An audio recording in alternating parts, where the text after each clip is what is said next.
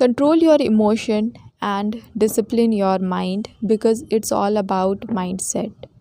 Yes, manifestation is all about mindset, it's not a magic. तो अगर आपने अपने माइंड को ही कंट्रोल नहीं किया तो आप मैनिफेस्टेशन कैसे कर सकते हो।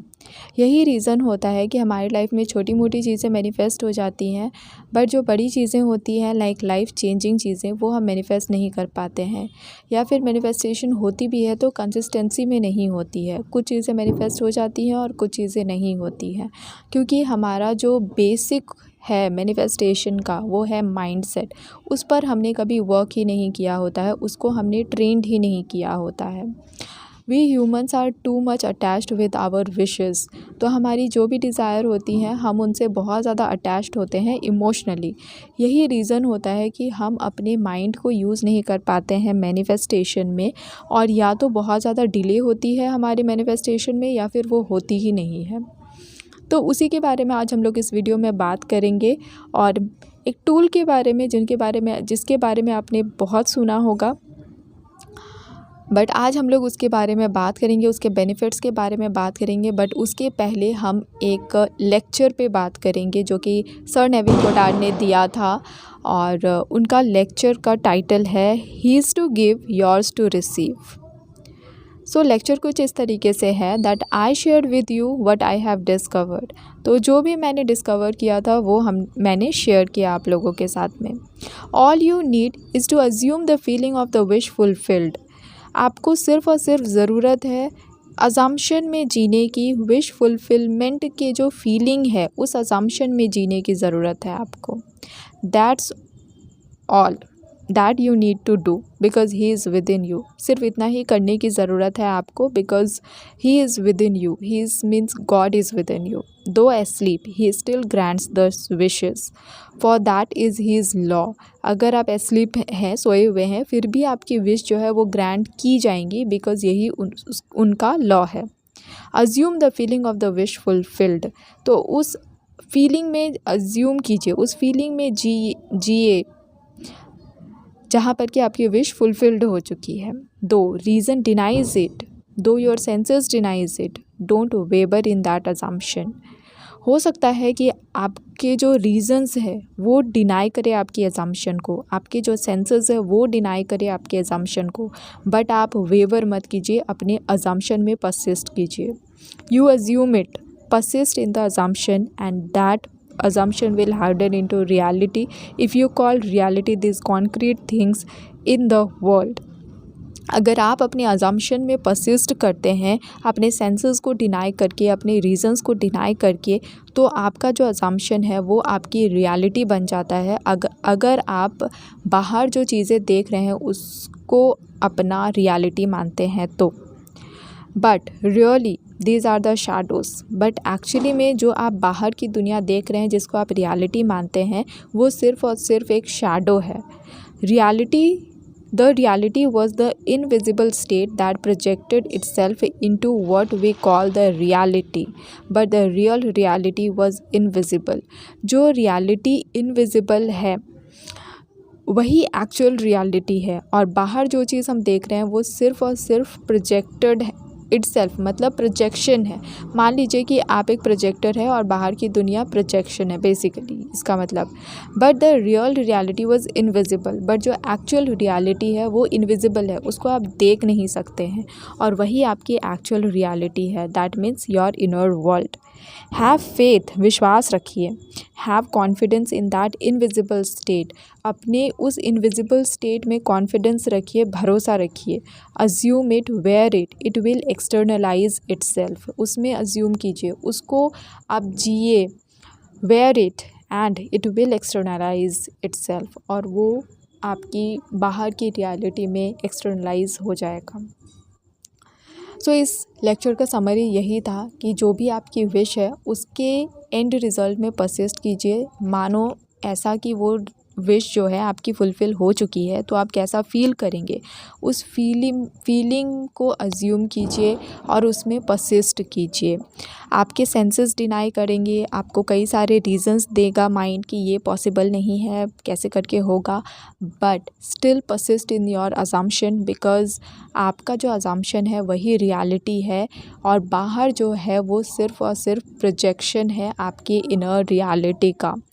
एक्चुअल रियलिटी का इनविजिबल है, उसको हम देख नहीं सकते हैं। तो इस लेक्चर का यही मतलब था। अब आ जाते हैं कि ये जो समरी था, यहाँ पर एक चीज़ पे बात की गई है कि आपकी जो भी विश है उसके फुलफ़िलमेंट की फीलिंग में रहिए।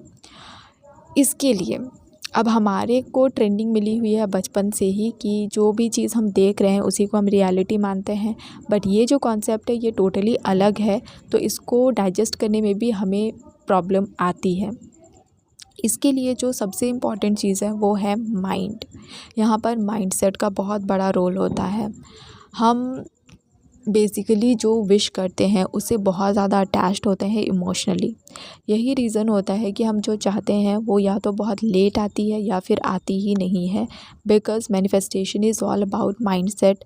और आपने अगर अपने माइंड को ही ट्रेंड नहीं किया है, उस पर ही आपने वर्क नहीं किया है, तो आप उस अजम्पशन में ज़्यादा देर रह नहीं पाएंगे और आपके जो थॉट्स है इधर उधर आपको ले करके जाएंगे, कई सारे रीज़न्स देंगे और इमोशनली आप अटैच्ड ऑलरेडी हो, तो बहुत ज़्यादा चांसेस है कि आप वेवर करो और बहुत जल्दी वेवर करो। और जल्दी अगर आप वेवर करते हो तो मैनिफेस्टेशन बहुत डिले होती है। तो अगर आपको मैनिफेस्टेशन करना है और एक बहुत अच्छा मैनिफेस्टर बनना है तो आपको एक बहुत अच्छा और स्ट्रॉन्ग माइंडसेट चाहिए, जिसके लिए एक जो बहुत ही फेमस टूल यूज़ किया जाता है दैट इज़ मेडिटेशन। यस, मैंने बहुत सारे जो स्पिरिचुअल गुरुज़ हैं उनके वीडियोस देखे हैं, लेक्चर्स देखे हैं, बुक्स पढ़े हैं और मैंने उन सब चीज़ों में एक चीज़ कॉमन देखा और वो था मेडिटेशन।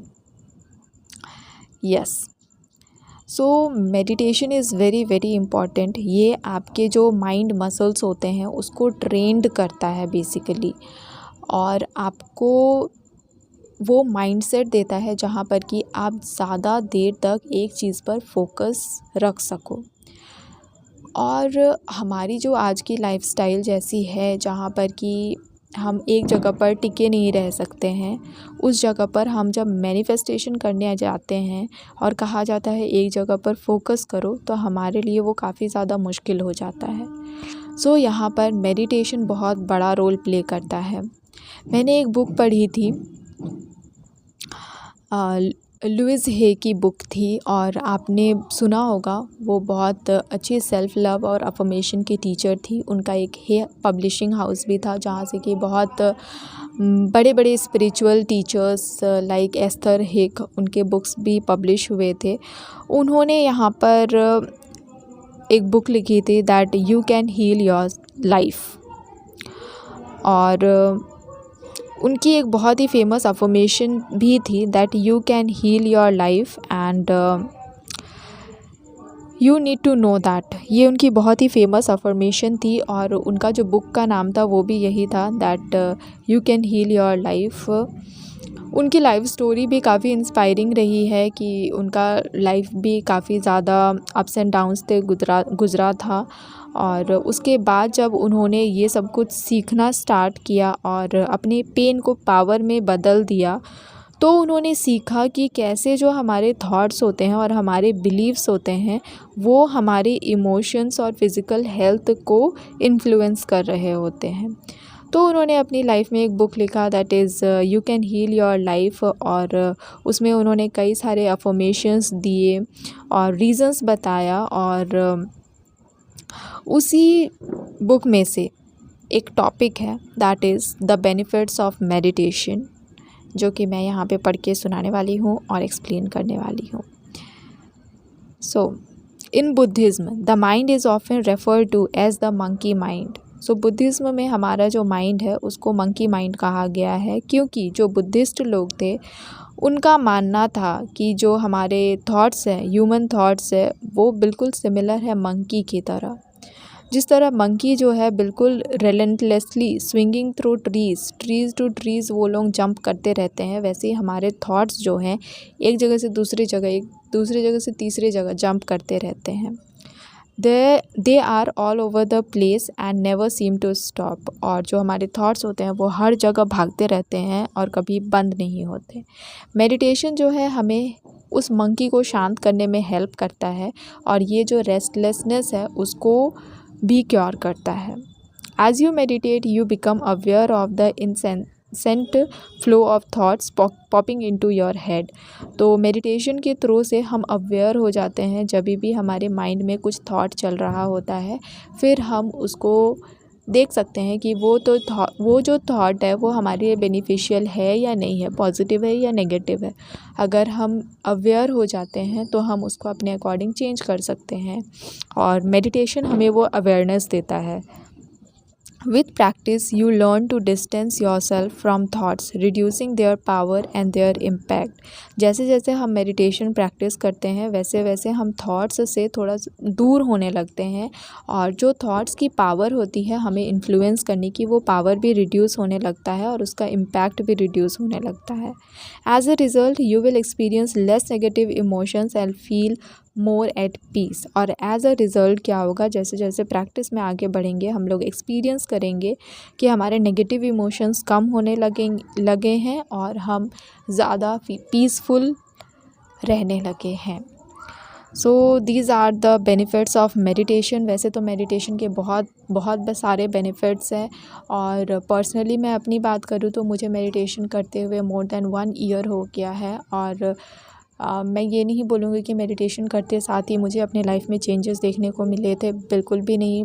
इनफैक्ट मेरी लाइफ बहुत ही ज़्यादा अप्स एंड डाउन्स हो गई थी after starting meditation, but any how मैंने कंटिन्यू रखा बिकॉज़ मैंने बहुत सुना, बहुत पढ़ा, खुद को बहुत मोटिवेट किया मेडिटेशन के लिए and finally it's more than 1 year जहाँ पर कि मैं मेडिटेशन को कंटिन्यू कर पाई। और अभी मुझे कुछ टाइम पहले से मेडिटेशन के इफ़ेक्ट देखने को मिल रहे हैं मेरे माइंडसेट में। आई एम नॉट सेइंग कि मुझे बाहर कुछ ऐसे बहुत बड़े विजुअल देखने को मिल रहा है या फिर चेंजेस देखने को मिल रहा है, but yes I can feel the calmness and I can feel the awareness जो मेरे अंदर आ गई है after practicing meditation.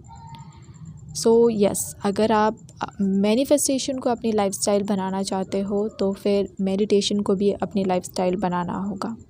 And with this note, I'm closing this video. Take care and keep persisting.